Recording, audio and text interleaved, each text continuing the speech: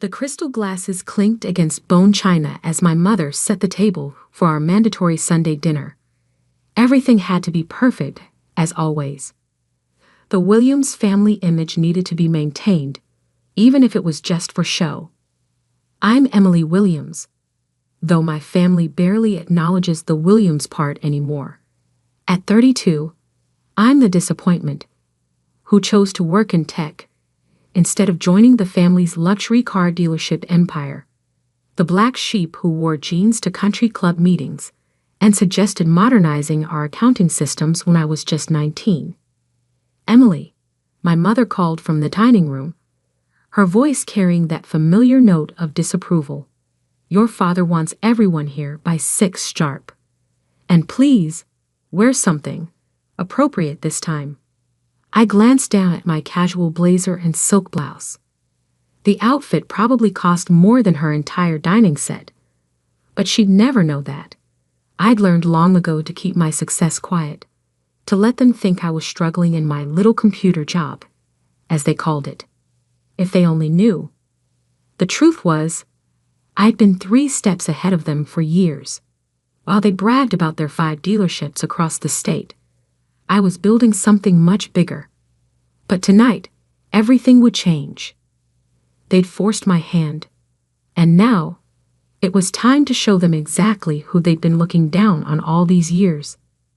I arrived at 5:55 p.m., parking my modest Volvo behind my brother, Marcus's shiny new Porsche.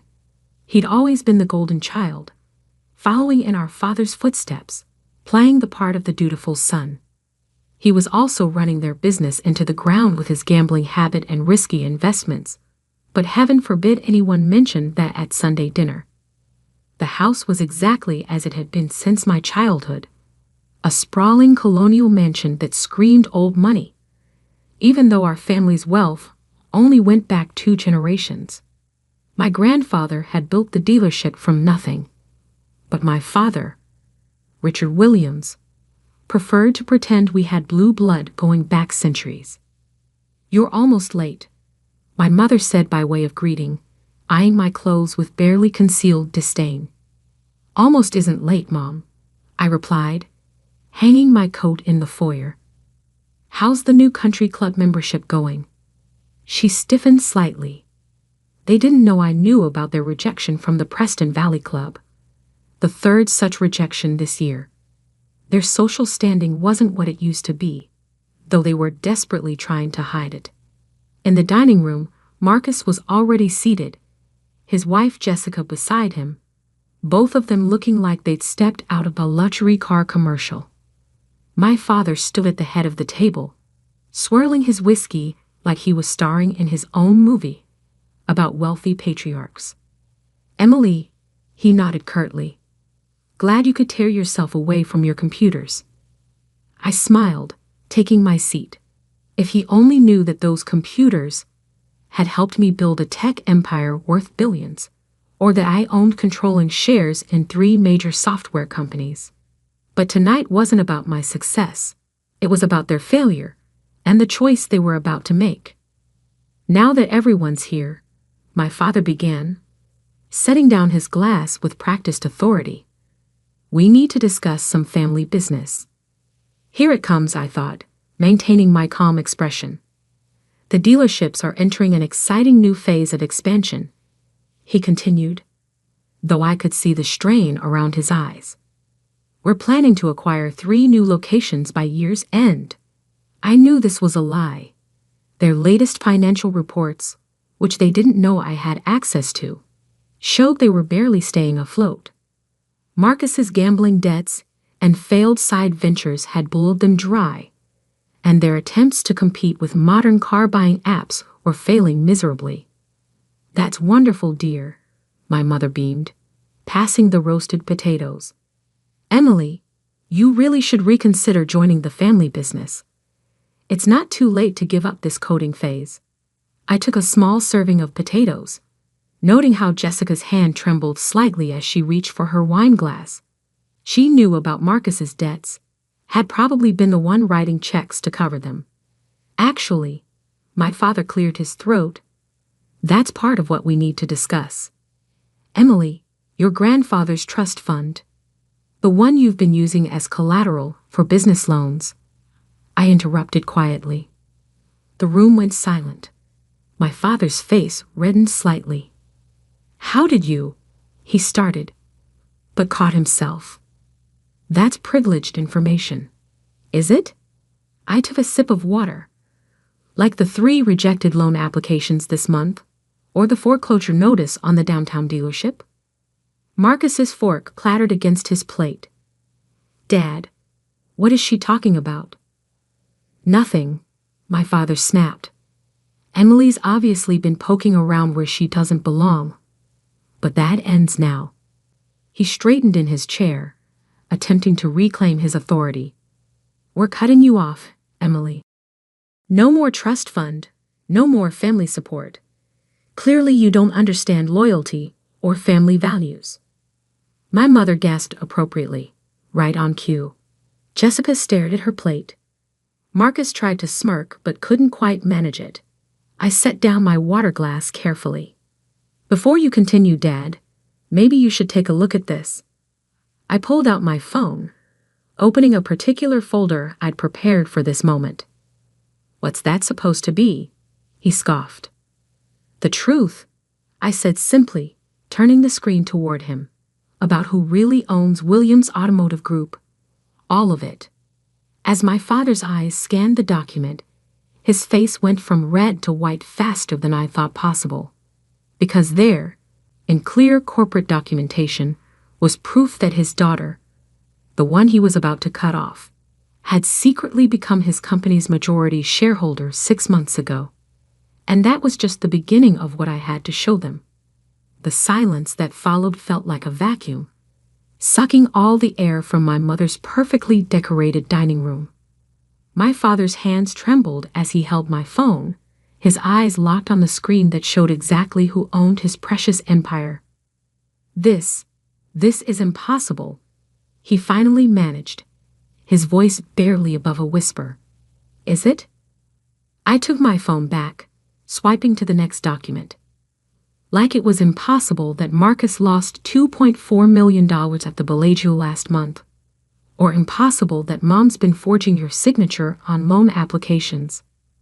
My mother's wine glass slipped from her fingers, splashing red across her pristine white tablecloth. Marcus looked like he might vomit. How did you? Jessica started, but I cut her off. How did I know? Or how did I acquire controlling interest in a company that's been hemorrhaging money for years? I pulled out my laptop, opening it to a presentation I'd prepared. Let me show you exactly how the daughter you dismissed built an empire right under your noses. The screen displayed a simple timeline, starting 8 years ago. Remember when I suggested modernizing our systems, Dad? When I said cryptocurrency and tech investments were the future? You laughed. Called it internet funny money. Well, I clicked to the next slide, showing my first company's valuation. $500 million. That's just the beginning. I continued, watching their faces drain of color. While you were busy buying country club memberships and covering up Marcus's gambling, I was building something real. My father found his voice. You're lying. These numbers are all verified, I interrupted, by the same accountants who've been trying to warn you about the dealership's imminent collapse. Would you like to see their latest report? I clicked again, displaying the devastating financial analysis of Williams Automotive Group. Red numbers filled the screen. Debts, losses, failed investments. Did you really think nobody would notice the shell companies Marcus set up to hide his casino losses? I asked, turning to my brother. Or the way Mom's been moving money between accounts to cover the bounced checks. Marcus slumped in his chair, his perfect posture finally breaking. Jessica reached for her purse, probably checking for her car keys, planning her escape. But here's what really interested me, I continued, clicking to another document. The loan applications. 3 different banks. all using grandfather's trust fund as collateral. The same trust fund you just tried to take from me. My mother's hands fluttered to her throat, a nervous tell I remembered from childhood. Emily, darling, we can explain. No need. I cut in. The SEC will handle the explanations. They're very interested in some of these transactions. The word SEC hit like a thunderbolt. My father's face went from white to gray. You wouldn't, he whispered. We're family. I laughed, but there was no humor in it. Family?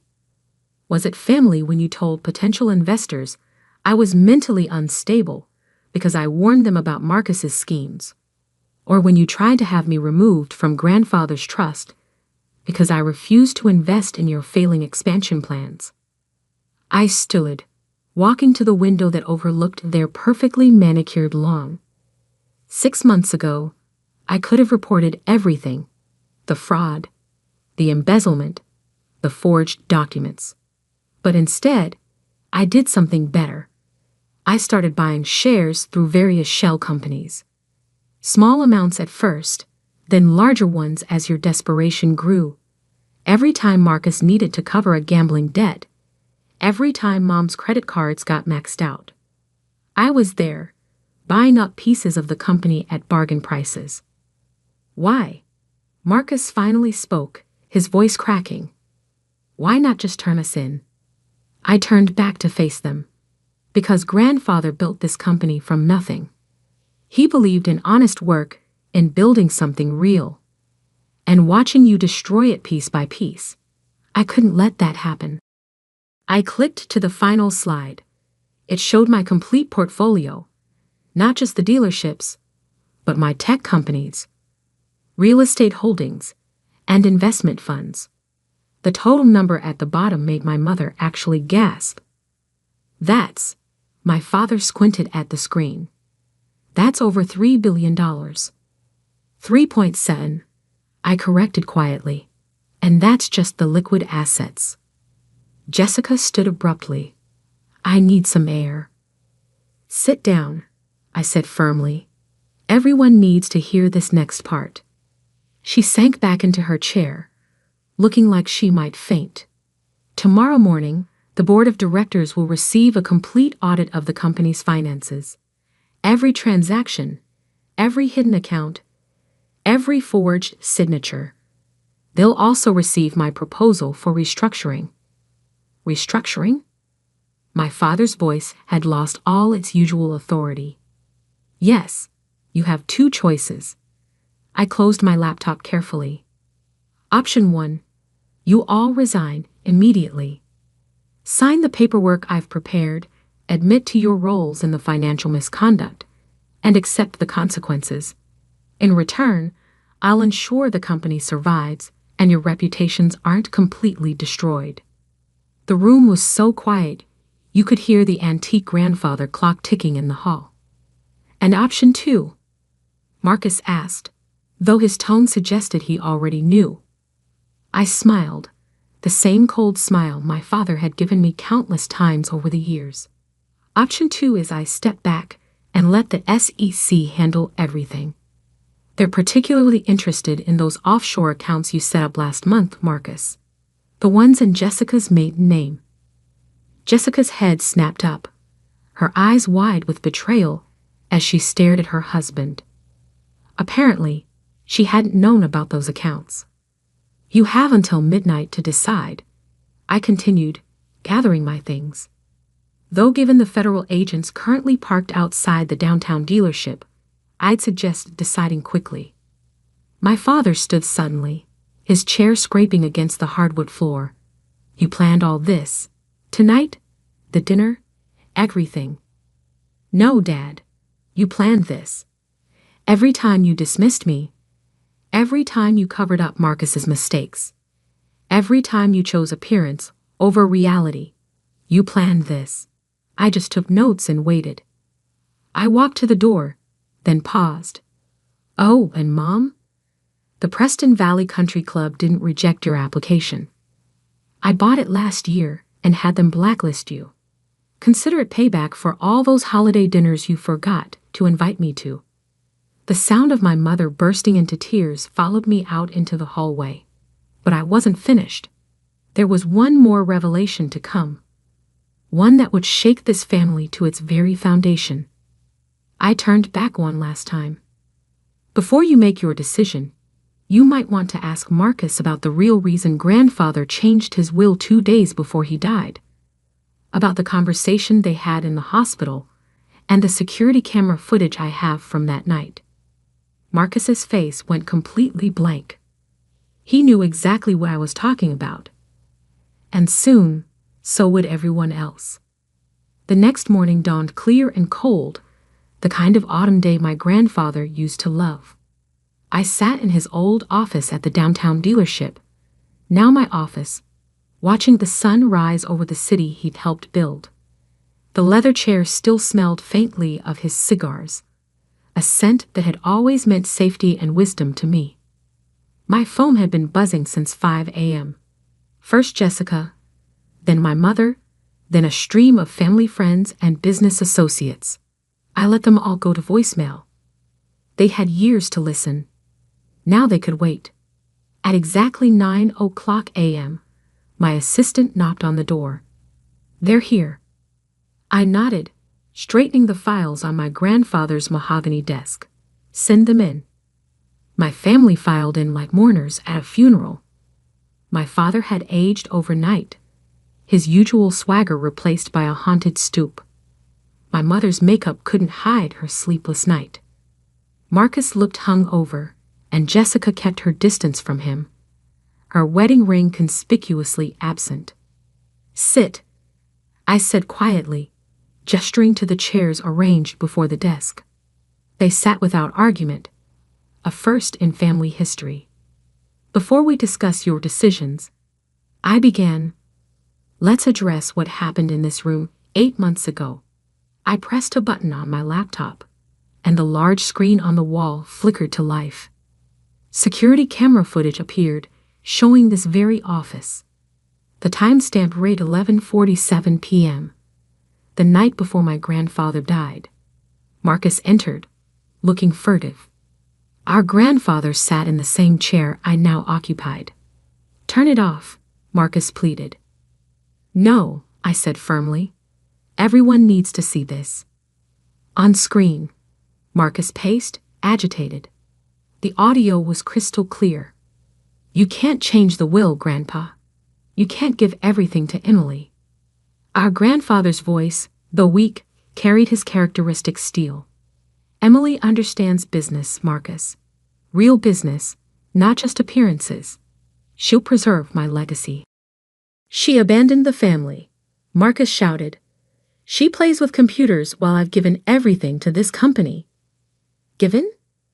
Grandfather laughed weakly. "You've taken, boy. Stolen. Gambled. I know about Geneva." My mother gasped. Geneva, where Marcus had lost $5 million of company money in a single weekend. "Emily figured it out," Grandfather continued on screen. "Brought me the proof weeks ago. But unlike you, she wanted to protect the family name. Give you a chance to make it right." The next part was harder to watch. Marcus, desperate and angry, grabbing our grandfather's heart medication, holding it out of reach. "Sign it back to me," he demanded. "Right now." Instead, Grandfather pressed the silent alarm under his desk. As security rushed in, he looked directly at the camera, directly at me, watching now, and mouthed, "Trust Emily." He died the next morning. The official cause was heart failure. I stopped the footage. The room was deathly silent. "The police have a copy of this," I said into the quiet, along with the toxicology report showing elevated levels of stress hormones from that confrontation. "You killed him," my mother whispered, staring at Marcus. "Your greed killed your own grandfather." Marcus buried his face in his hands. Jessica had moved even further away from him, her face a mask of disgust. "Now," I continued, Opening the first file on the desk, let's discuss your decisions about my offer. My father cleared his throat. We'll sign whatever you want. Good, because what I want is to set things right. I started distributing documents. Here's how this will work. Over the next hour, I laid out the new reality. My father would take early retirement, citing health reasons. Marcus would enter a private rehabilitation program for his gambling addiction, non-negotiable and closely monitored. My mother would step down from all charity boards, social clubs, and public positions. The company will survive, I explained, watching them sign page after page. I've already lined up partnerships with 3 major tech firms to modernize our sales platform. The Williams name will continue to mean something in this city, just not what you thought it meant. And us? My mother asked quietly. What happens to us? I leaned back in grandfather's chair. You'll receive living allowances. Modest ones, enough to maintain decent lives, but not your current excesses. Marcus's debts will be paid off to prevent legal consequences, but he'll work a regular job, earning regular wages. Once he completes rehabilitation. A regular job. Marcus looked horrified. Yes, Marcus, like regular people, like I did when I started my tech company, working 80-hour weeks while you were flying private jets to Monaco. I turned to Jessica. You have a choice too. The prenup Marcus had you sign is void. I've made sure of that. You can leave now with a generous settlement, or stay and accept the new circumstances. She stood without hesitation, placing her keys to their mansion on the desk. I'll have my lawyer contact yours. With that, she walked out, head high, never looking back at Marcus. My father spoke up, his voice rough. Why not just destroy us completely? Why show any mercy? I opened my desk drawer and pulled out an old photograph. In it, a much younger version of my father stood beside my grandfather in front of the first Williams dealership. Both were smiling, proud, genuine. Because of him, I said, placing the photo on the desk. Because grandfather believed in redemption. He gave you a chance when you were young, Dad. Now I'm doing the same. I stood, signaling the end of the meeting. The papers will be filed today. The press release about the reorganization goes out at noon.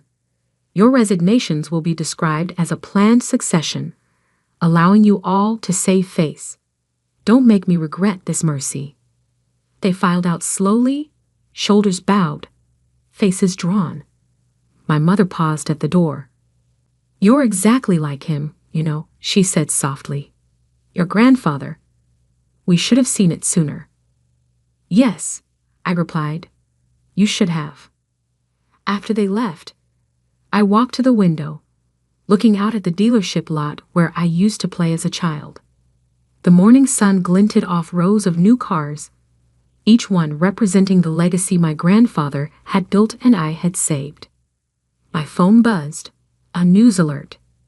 The technology sector was praising the Williams Automotive Group's innovative new digital sales platform. Our stock was up 12% in pre-market trading. The future was already arriving. I sat back down in my grandfather's chair, opening his old ledger. Inside, he'd written something on the last page just days before his death. Dear Emily, power isn't about controlling others. It's about controlling yourself when others give you reason not to. You understand that? It's why you'll succeed where they failed. Love, Grandpa. I closed the ledger, smiling slightly. The empire wasn't just saved, it was transformed. And the daughter they dismissed had become the architect of its future. 3 months later, I stood in the main showroom, watching as our new digital display systems were installed. The Williams Automotive Group had become the talk of the industry, pioneering a hybrid model of online and traditional car sales that was revolutionizing the market. My father had settled into quiet retirement, taking up golf and staying away from business entirely. My mother had found a surprising peace and a simpler life, even starting to volunteer at a local food bank. Marcus was 6 weeks into his rehabilitation program, finally facing his demons. As for me, I kept grandfather's chair, his ledger, and his belief in building something real. The billions I'd earned in tech were now building something even bigger, a legacy that would honor his name and prove that sometimes the greatest revenge isn't destruction, it's construction. Standing there in the gleaming showroom, I took out my phone and deleted all the angry voicemails I'd saved from years of family dinners. I didn't need them anymore. Success isn't about proving others wrong. It's about proving yourself right. And I had done exactly that.